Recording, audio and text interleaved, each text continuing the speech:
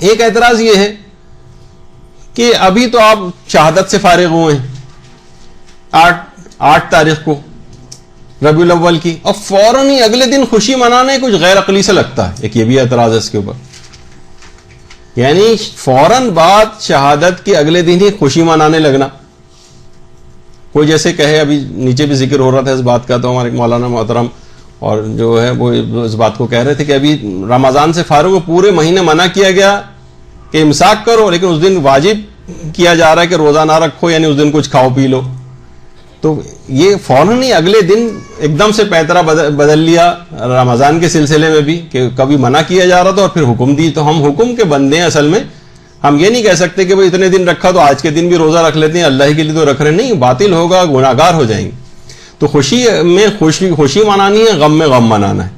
اور اگر ایسا ہے تو آپ دیکھیں کتنی اسلام کی ایسی تاریخیں، مثلا 29 ذی القعدہ کو امام محمد تقی علیہ السلام کی، اللہم صلی علی محمد و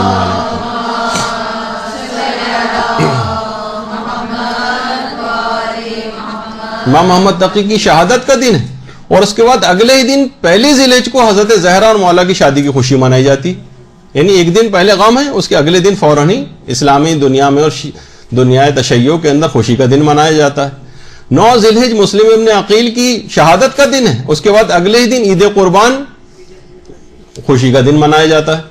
تو کتنی چیزیں دیکھیے اس قسم کی ہیں. اسی طریقے سے صرف ان دنوں کی بات نہیں، اگر آپ اور تاریخ کے اندر دیکھیں تو بہت ساری آپ کو ایسی چیزیں مل سکتی ہیں. کچھ علماء مثلا یہ بھی کہتے ہیں کہ جیسے 23 ذی الحجہ ہے، کچھ تاریخوں میں آیا کہ طفلان مسلم کی شہادت کا دن ہے 23 ذی الحجہ، اور اگلے ہی دن جو 24 ذی الحجہ ہے اس دن عید مباہلہ کی خوشی منائی جا رہی ہوتی ہے، اور اسلام کے اندر حکم ہے اس کا خوشی منانے کا.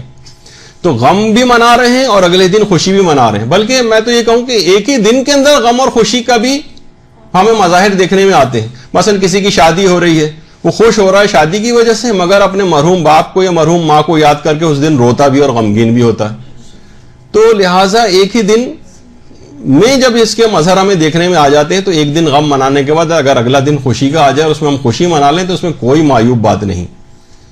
اور یہی وجہ ہے کہ اس دن کے لیے خاص طور پر 9 ربیع الاول کو خوشی کے دن منانے کے طور پر آیت اللہ صافی گل پائگانی اور دیگر جو مراجع ہیں ان کے آفس سے باقاعدہ پیغام تک جاری ہوتے ہیں، پیغام عید کے طور پر. یعنی باقاعدہ پیغامات لوگوں کے لیے، اس میں واضح و نصیحت کی بات بھی ہوتی ہے، مبارکباد بھی دی جاتی ہے. اگر یہ دن خوشی کے طور پر منایا جانا جو ہے وہ کوئی حرام ہوتا یا ممنوع ہوتا یا مکروہ ہوتا یا نامناسب ہوتا اس کو منانا، تو مراجع کے آفیسز سے اس قسم کے پیغامات عید جاری نہ ہوتے.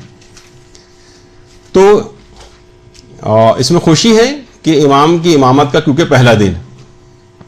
ایک اعتراض دیکھیے پھر یہ بھی کیا جاتا ہے کہ اگر یہی بات ہے تو پھر آپ 11 محرم کو کیوں امام زین العابدین کی امامت کی خوشی نہیں مناتے؟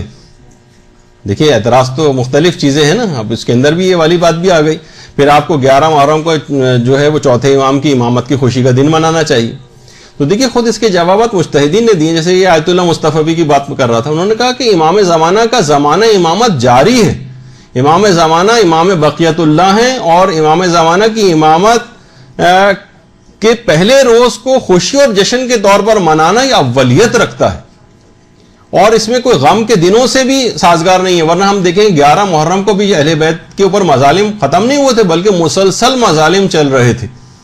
تو اس مسلسل جبکہ مظالم کے دنوں کی یاد ہے اور غموں کی یاد ہے، اس میں خوشی منانا شیعت کی اقدار میں کبھی شامل نہیں رہا ہے. 11 محرم کو مظالم کا سلسلہ بھی جاری تھا.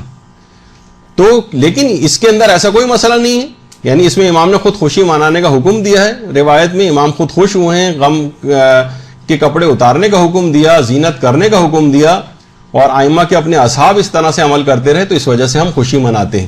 اور کیونکہ امام زمانہ کی امامت جاری و ساری جس میں ہم سانس لے رہے ہیں، ان کی امامت کا پہلا دن ہے، تو ان کی امامت کے پہلے دن کو خوشی کے طور پر منانا جبکہ کسی غم کی تاریخوں سے اس کا ٹکراؤ بھی نہیں ہے، تو اس میں یہ اولیت رکھتا ہے. اس وجہ سے ہم خاص طور پر امام زمانہ کی امامت کے پہلے دن کو خوشی کے دن کے طور پر مناتے ہیں.